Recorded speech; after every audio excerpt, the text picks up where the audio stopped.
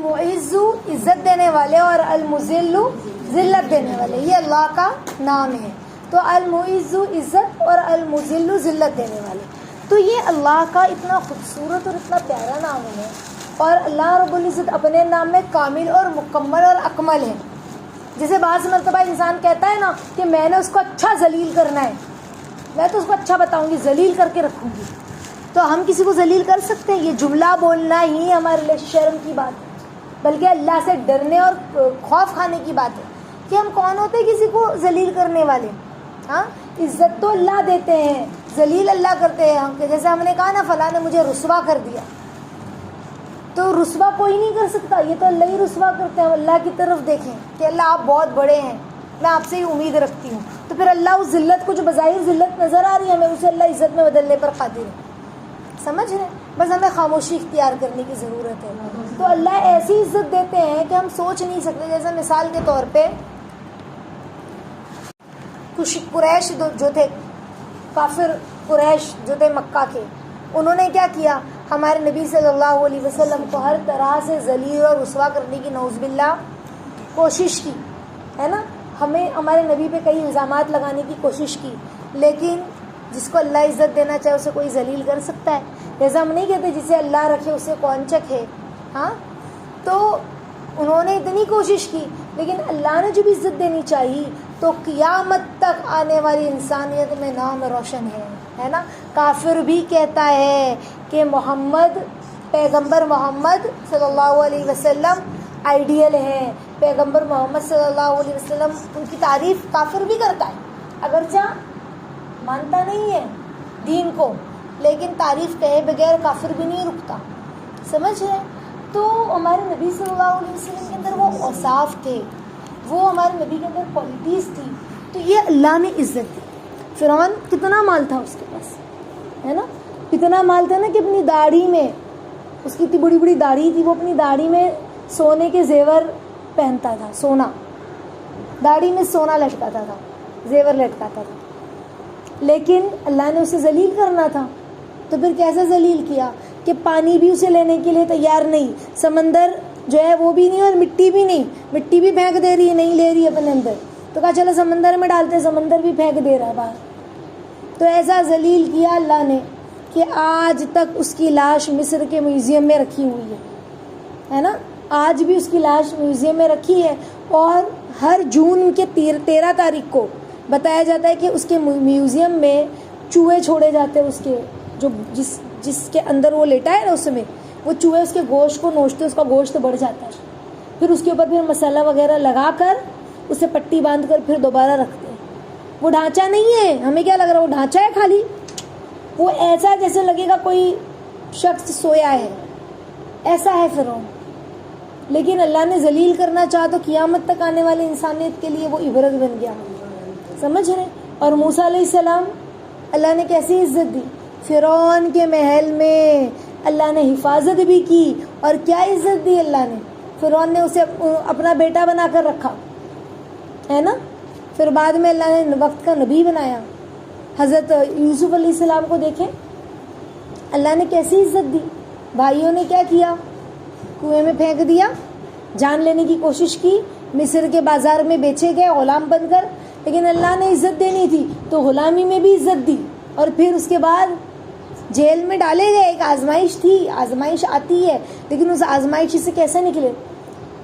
اس نے تو الزام لگایا تھا نا زلیخا نے کہ اس نے میرے ساتھ غلط کام کیا ہے، اور اس الزام میں ان کو جیل میں ڈلوا دیا. لیکن اللہ نے، لوگوں نے کہا کیسا ہے کیسا ہے، غلام نے ایسا کیا، غلام نے ایسا کیا. لیکن اللہ نے عزت دینی تھی تو کیا کیا؟ نبی بنایا.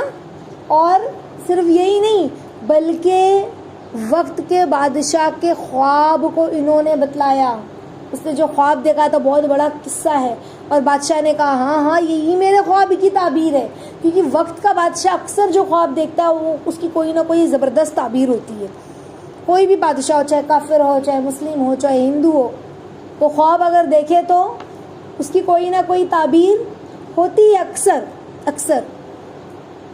تو وہ اتنا ڈر کر اٹھا، اور اس نے جب پوچھا تو ہر کوئی تعبیر بتانے سے قاصر تھا، اس کا دل ہی نہیں مان رہا تھا کسی تعبیر میں. لیکن جب یوسف علیہ السلام نے تعبیر بتلائی، وہ جیل میں تھے اور جیل کی قیدی نے بتلایا کہ فلاں شخص، جو قیدی چھوٹ گیا تھا بعد میں، کہ فلاں نے میری تعبیر بتلائی تھی کہ تم جیل سے رہا ہو جاؤ گے، اور واقعی دیکھو میں رہا ہو گیا، میرا کیس سولو ہو گیا، تو آپ اس کو تعبیر بتلائیں۔ اور جب انہوں نے بتلایا اور یوسف علیہ السلام نے جواب میں کہا ان کی تعبیر میں کہ 7 سال قحط آئیں گے، 7 سال ہریالی اور پھر قحط، تو بادشاہ کہا یہی تو میری تعبیر ہے، اس کا دل مطمئن ہو گیا۔ اب بادشاہ نے بلایا، کہا میں نہیں آؤں گا، اپنے دربار میں بلا رہا ہے، نہیں آ رہے، جیل میں رہوں گا جب تک کہ میری پاکیزگی ثابت نہ ہو جائے۔ اب وہ عورتوں کو بلایا گیا، پھر دفتر کھلا، پھر جو ہے نا وہ کیس اوپن ہوا، اور پھر پتہ چلا کہ یوسف تو بے گناہ تھے۔ تو اللہ نے کیسی عزت نہیں دی، بلکہ بادشاہ نے ان کو اپنا رائٹ ہینڈ بنا لیا، وزیر بنا لیا، سمجھ رہے؟ تو یہ اللہ نے عزت دی۔ تو عزت اللہ دیتے۔ بسا اوقات ایسا ہوتا ہے کہ کوئی بہو ہے فار ایگزامپل، یا ساس ہے یا پڑوسی ہے، کوئی بھی ہمارے بارے میں ہمیں پتہ چلتا ہے وہ ہمارے بارے میں غوسپ کرتے ہیں، الٹا سیدھا بولتے ہیں، غلط بیانی کرتے ہیں، ہماری بے عزتی کرتے ہیں، تو ہم خاموش رہیں۔ اکثر یہ معاملہ ان لوگوں کے ساتھ ہی پیش آتا ہے نا، تو ہم کیا ہو جائیں؟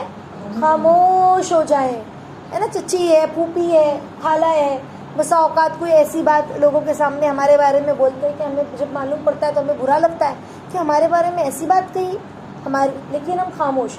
جب ہم خاموش ہو جاتے ہیں نا تو پھر اللہ دیکھ رہے ہیں، اچھا تو میری بندی کو ذلیل کرنے کے پیچھے لگی ہے، اب میں اسے عزت دوں گا۔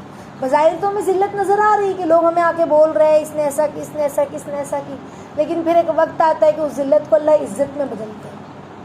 تو المعز عزت دینے والے اور المذل ذلت دینے والے، یہ اللہ ہی ہے۔ اسی لیے بندے کو ہمیشہ اللہ کی طرف نگاہیں رکھنی چاہیے۔ جب بھی بندے کی نگاہیں اللہ کی طرف ہوتی ہے تو اللہ ہی اس کی عزت کو جو ہے نا کیا کہتے ہیں اس کی حفاظت کرتے ہیں۔ بظاہر ذلت نظر آتی ہے لیکن پھر اللہ اس کی عزت کی حفاظت کرتے ہیں، سمجھ رہے ہیں؟ تاریخ گواہ، ہم تاریخ کے واقعات کو کھول کھول کے جب دیکھتے تو ہمیں سمجھ میں آتا واقعی عزت تو اللہ ہی دیتے ہیں۔ اور ابو جہل کیا کیا، اس نے ستایا طرح طرح سے ہمارے نبی کو، ہاں ہمارے نبی کو کہا ابتر ہے اس کی تو نسلیں نہیں چلے گی، یوں کہنے لگا ہمارے نبی کے بارے میں، برا بھلا کہہ رہا تھا۔ لیکن پھر کیا ہوا؟ اللہ نے ہمارے نبی کو ذلیل کرنے کے پیچھے ابو جہل تھا۔ آج ابو جہل ایسا ذلیل و رسوا ہوا کہ اس کی نسل ختم ہو گئی، ایسا ذلیل و رسوا، جہاں اس کا گھر ہے نا وہاں پر مکہ میں ٹوائلٹ بنا ہوا ہے، بیت الخلا، اس کے گھر پر ایسا ذلیل و رسوا ہوا کہ قیامت تک اس پر لعنت ہے، سمجھ رہے ہیں؟ لعنت ہے۔ تو اللہ نے عزت دی تو ایسی عزت دی، تو اللہ ہی عزت دیتے، کسی کے ذلیل ہونے سے ہم ذلیل نہیں ہو سکتے، بس اس بات کو سمجھیں۔ تو اس کو پڑھتے رہا کرے اللہ کے نام کو، المعز یا اللہ، المذل یا اللہ، یا معز یا اللہ، یا مذل یا اللہ، تو اللہ عزت عطا فرمائیں گے انشاءاللہ، اور ذلتوں سے ہماری حفاظت فرمائیں گے۔ اور اس نام کو، آج کا ہمارا یہ سبق ہے کہ اس نام کو ایک ایک تسبیح پڑھنا ہے اور اللہ سے کہنا ہے اللہ عافیت کے ساتھ ہمارے دل میں اس نام کے نور کو اتار دیجئے، اس نام کی گہرائی میں عافیت سے سمجھا دیجئے، ٹھیک ہے انشاءاللہ۔ اور اس نام کو ہم پر، اس نام کی برکتیں ہم پر کھول دیجئے، ہم اللہ سے یہ مانگیں گے انشاءاللہ۔ اللہ تعالیٰ ہم سب کو کہنے سننے سے زیادہ